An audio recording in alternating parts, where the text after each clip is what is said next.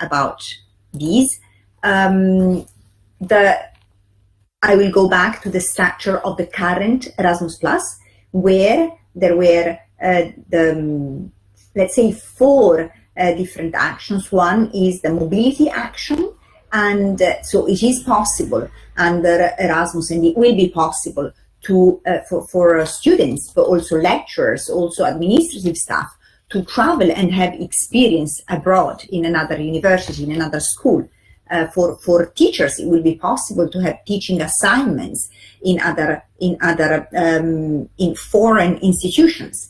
It will also be possible for teachers to attend training events in other countries, and this is for mobility. Knowledge alliances, these are projects that aim, this action aims to promote collaboration between higher education institutions and enterprises, and with the purpose to promote innovation through this cooperation. The budget in Erasmus Plus for Knowledge Alliances project was between 700,000 and 1 million euro. Capacity building action, still part of the KA2 action, Key Activity 2. Capacity building had the aim to promote collaboration between universities based in the EU and universities based in other countries, especially developing countries.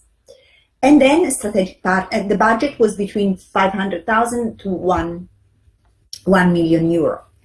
And then strategic partnerships. These are smaller projects with a budget between 300,000 and 450,000 euro, promoting innovation and promoting the development of innovative output that can be used in education.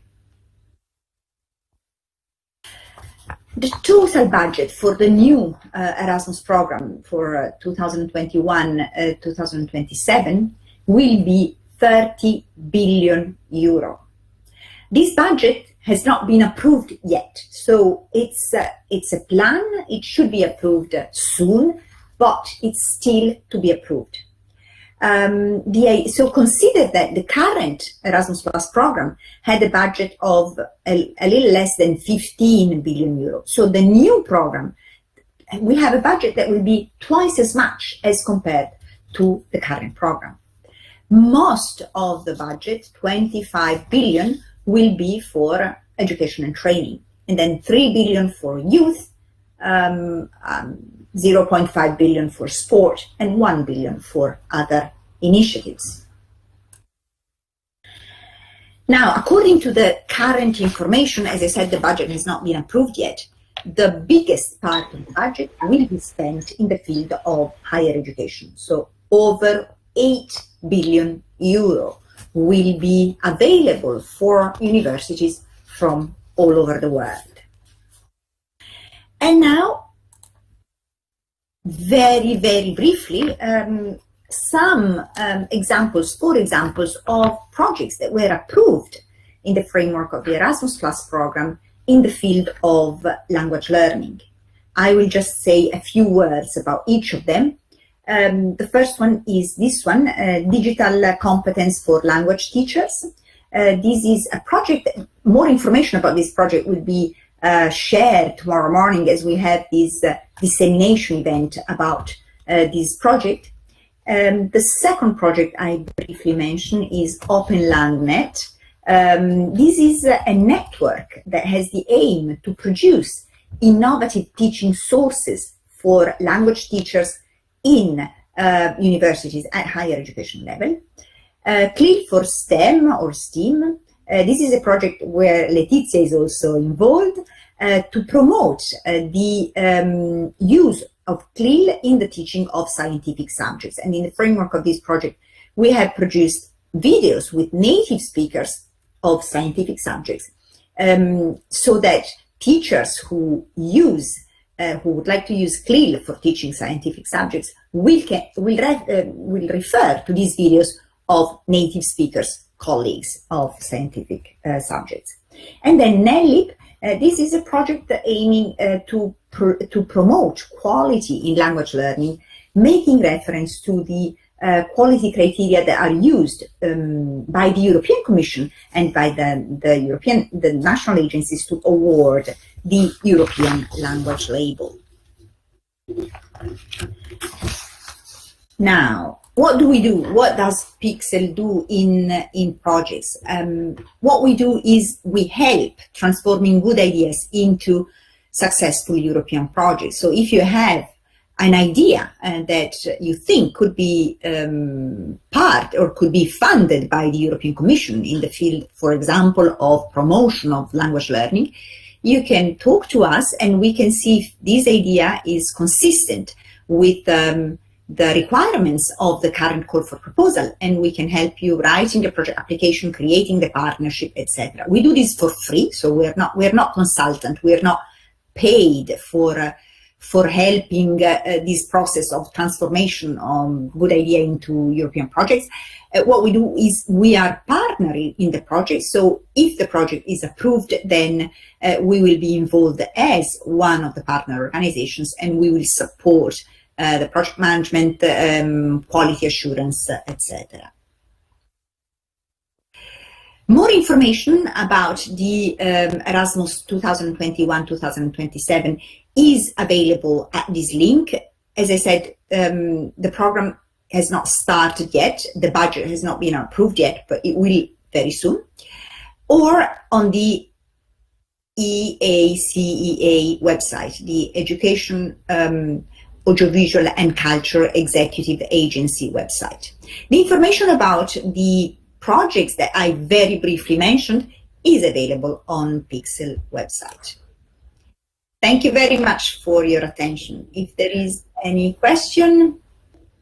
Thank you, Elisabetta, and congratulations, and also congratulations on the hard work that you and your institution at Pixel been doing. I've been experimenting personally with Click for STEM. Really a great job. You are really brilliant. So congratulations. We have a question from Angela. I don't know if Angela wants to take the floor. Otherwise, I can read it. Does that mean teachers from Australia can participate? Yes. Yeah, sorry, I've heard a lot about Erasmus, but we don't really engage with that to my knowledge. I'm in South Australia, so there's not a lot of discussion about it here, but I have heard lots of people in Italy talking about Erasmus all the time. So that's why I'm asking. Yes, it is possible for Australian universities to participate in specific actions of Erasmus+, for example, in strategic partnerships. An Australian university can participate as partner in this project, not as coordinator, but still as partner. However, the project applicant should demonstrate the key contribution that the Australian university will provide to the project.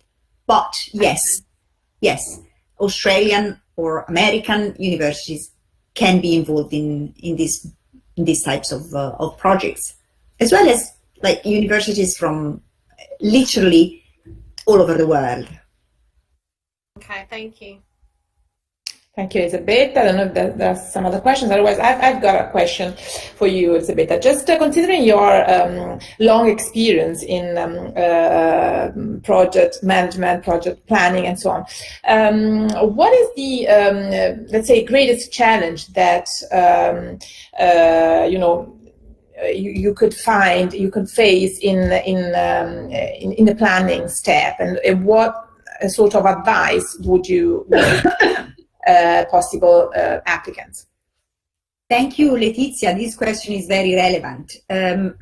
Besides writing projects myself, I work for, as you know, for the national. That's why I asked, because you've been a long experience as a project evaluator as well. So you I have two perspectives, and I think that I would give two advices to those who are going to write a project application.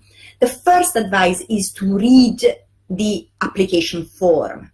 There are questions, and every question, as I was saying, the process is being simplified. And so usually not only there is a question, but there is also further information about the question itself on the application form. And it is important when I write my proposal to address each of the specific, let's call them sub-questions that are on the application form. Sometimes from the evaluator's perspective, we see that not all questions have been addressed and properly answered. The second advice is be clear. Sometimes, again, from the evaluator's perspective, sometimes when I read a proposal, I think I can guess what the project writer meant, but evaluators are told that they should not guess, they should stick to what is written on the application form. And so try and be clear. Maybe ask a colleague who has not been involved in the process of thinking the idea to read the project proposal to check with them if it's clear for them. So clarity is a key aspect of a good project proposal. Thank you very much, Elisabetta. Thank you. And congratulations.